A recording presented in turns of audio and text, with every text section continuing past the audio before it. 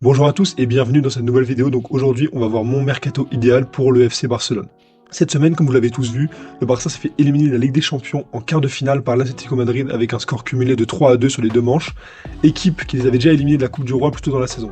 Cette élimination décevante pour un club avec de telles ambitions m'amène à me poser plusieurs questions sur leur avenir et sur les décisions à prendre dès cet été.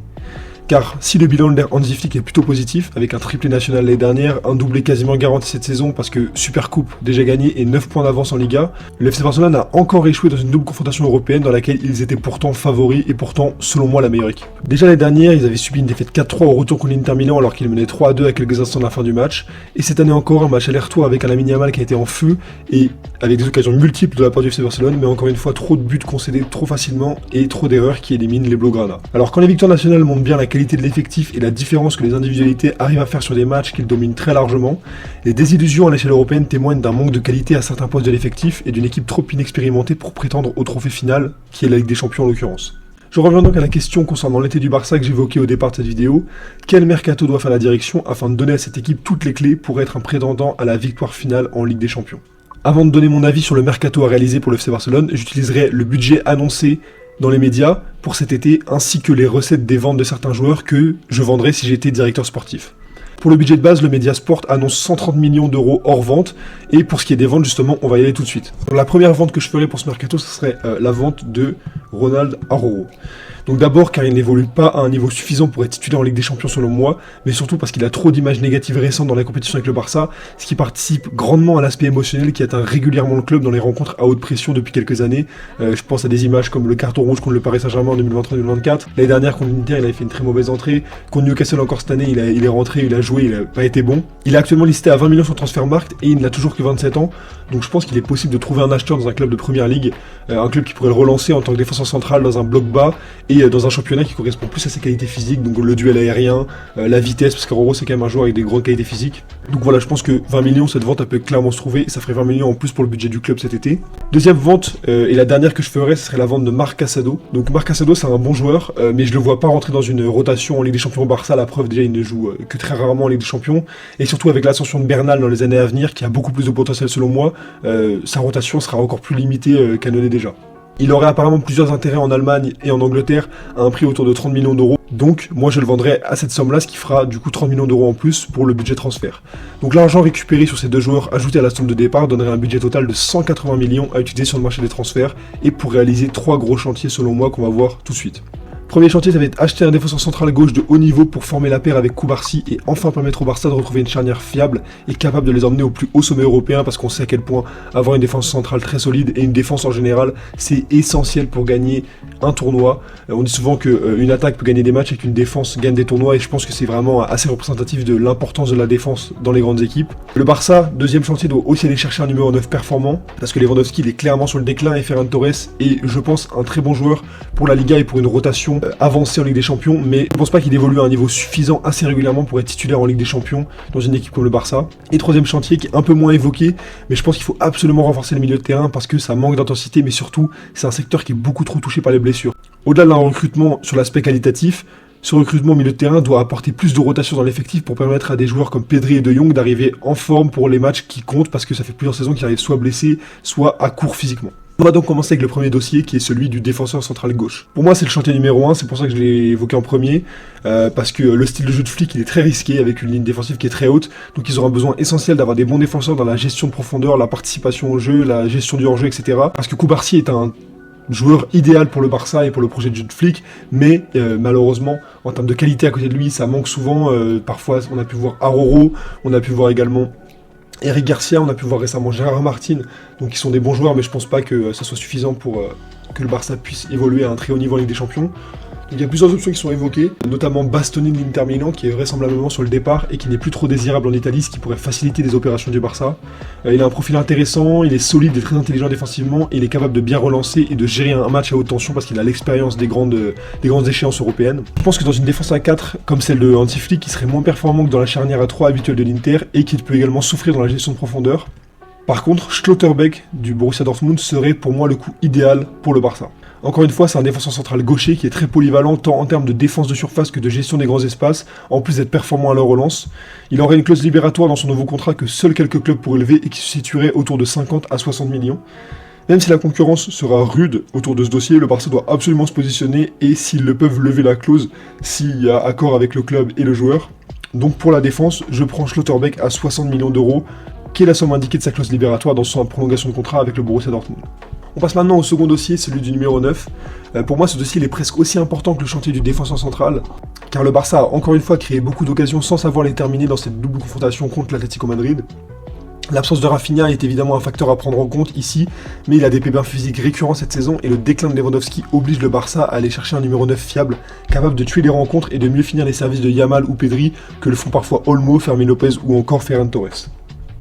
Le nom qui revient le plus est celui de Julián Alvarez, ce qui est logique quand on connaît ses qualités de finition, sa polyvalence offensive avec des coups francs, de l'attaque en profondeur, de l'attaque de surface, mais aussi sa qualité technique qui pourrait permettre au Barça d'avoir une meilleure assise sur les matchs parce que lui pourrait décrocher et venir participer au jeu et donc créer du surnombre dans des zones où le Barça a déjà beaucoup de contrôle. En plus de ça, c'est un jeune joueur mais qui est déjà expérimenté en Ligue des Champions et en Espagne.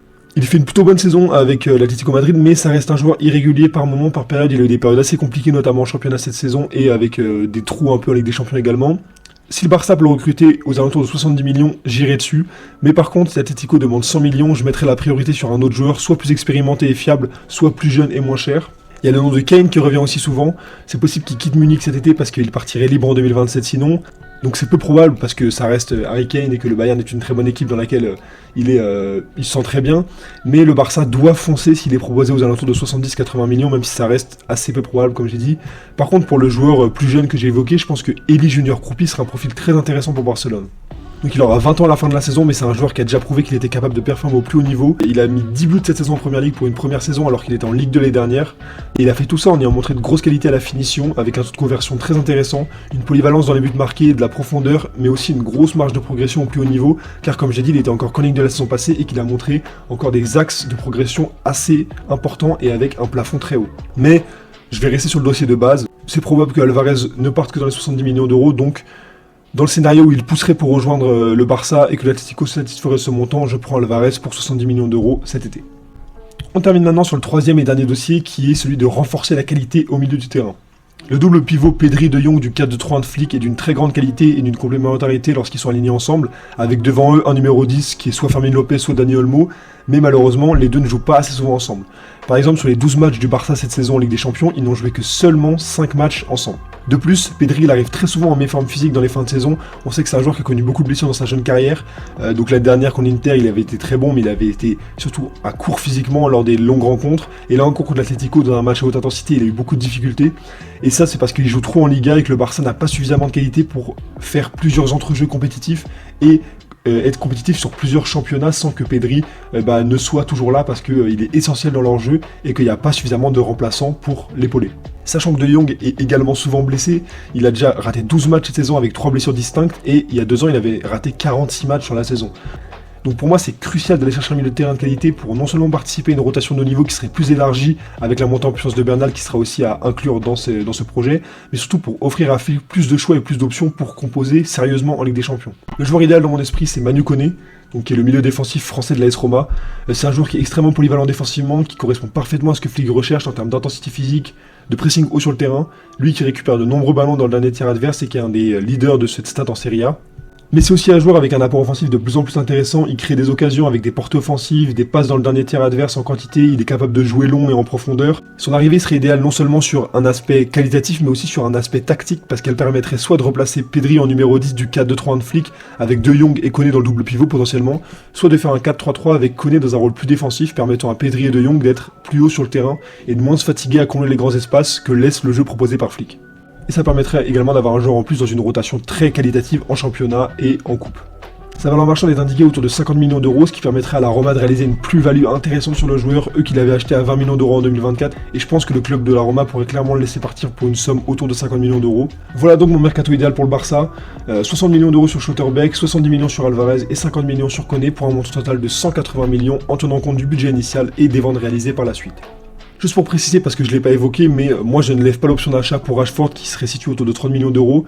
Je trouve que c'est un joueur qui est trop inefficace et il n'est pas au niveau de ce que le Barça veut et doit mettre en place pour entourer Lamine Yamal, qui est leur joueur évidemment du futur et des 10 prochaines années s'il reste au club. Le Barça devra aussi être attentif sur le marché des fins de contrat parce qu'il y a quelques coups potentiellement très intéressants à faire. Donc il y a l'opportunité Konaté qui existe. C'est un joueur qui doit changer d'environnement absolument pour relancer sa carrière. Il fait une saison qui est évidemment en dessous des attentes, mais avec des circonstances atténuantes, avec un contexte collectif et extra-sportif très compliqué pour lui. C'est un central droitier, mais il est habitué à jouer central gauche parce qu'il joue avec Van Dijk. Et il a un très haut plafond. Il l'a encore montré contre le PSG. Il est capable de faire des grosses performances à très haut niveau dans des grandes rencontres. Il est excellent pour couvrir des grands espaces à son meilleur niveau. Donc c'est intéressant si le Barça n'arrive pas à récupérer Schlotterbeck ou Bastoni. Et ça serait un bon championnat pour le relancer la Liga, je pense. Deuxième opportunité intéressante à saisir sur le marché des fins de contrat serait celle de Bernardo Silva qui va quitter City libre en fin de saison. C'est un joueur technique qui correspond parfaitement à l'ADN du Barça et qui pourra amener énormément de qualité et d'expérience dans la rotation principale à plusieurs postes.